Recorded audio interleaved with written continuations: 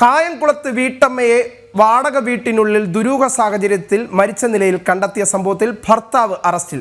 കായംകുളം പുള്ളിക്കണക്ക് സ്വദേശി രാജേശ്വരി അമ്മയാണ് വാടക വീട്ടിനുള്ളിൽ തൂങ്ങി മരിച്ച നിലയിൽ കഴിഞ്ഞ ദിവസം കണ്ടെത്തിയത്. ഭർത്താവ് ശ്രീവത്സൻ പിള്ളയെ കായംകുളം പോലീസ് അറസ്റ്റ് ചെയ്തു.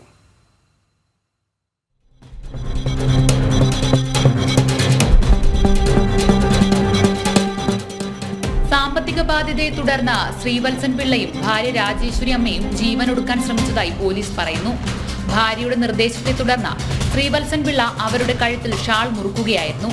ഭാര്യയുടെ കഴുത്തു മുറുക്കിയ സമയം വായിൽ നിന്ന് രക്തം വരുന്നത് കണ്ട് ഭയപ്പെട്ട ശ്രീവത്സൻ ഇതിൽ നിന്നും പിന്മാറി.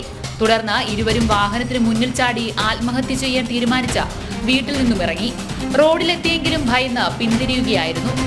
തുടർന്ന് വീണ്ടും വീട്ടിലെത്തി മുൻപ് തീരുമാനിച്ചതു പ്രകാരം ഷാൾ കഴുത്തിൽ കുരുക്കി ഇരുവരും ആത്മഹത്യയ്ക്ക് ശ്രമിച്ചു.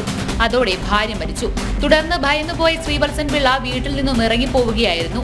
ഇവരുടെ 2 പെൺമക്കൾ പൂനെയിൽ ജോലി ചെയ്തു വരികയാണ്. ശ്രീവത്സൻ പിള്ളയും രാജേശ്വരി അമ്മയും മാത്രമാണ് വീട്ടിലുള്ളത്. രാജേശ്വരി അമ്മയുടെ സഹോദരി രാജലക്ഷ്മിയുടെ വീട്ടിലാണ് ഇവർ രാത്രി കഴിയുന്നത്. ഇവർ എത്താത്തതിനെ തുടർന്ന് ബന്ധുക്കൾ നടത്തിയ അന്വേഷണത്തിൽ രാജേശ്വരി അമ്മയെ വാടക വീട്ടിനുള്ളിൽ തൂങ്ങി മരിച്ച നിലയിൽ കണ്ടെത്തുകയായിരുന്നു. തുടർന്ന് പോലീസിൽ പരാതി നൽകി. ശ്രീവത്സൻ പിള്ളയുടെ മൊബൈൽ ലൊക്കേഷൻ കേന്ദ്രീകരിച്ച് നടത്തിയ അന്വേഷണത്തിൽ ഇയാളെ വെട്ടിക്കോട്ട് നിന്നും കസ്റ്റഡിയിലെടുക്കുകയായിരുന്നു. വർഷങ്ങൾക്ക് മുൻപുണ്ടായ വാഹനാപകടത്തിൽ ശ്രീവത്സൻ പിള്ളയ്ക്ക് തലയ്ക്ക് പരിക്കേൽക്കുകയും ഇതിനെ തുടർന്ന് മാനസികാസ്വാസ്ഥ്യം ഉള്ളതായി ബന്ധുക്കൾ പറയുന്നു. ജനം, ആലപ്പുഴ.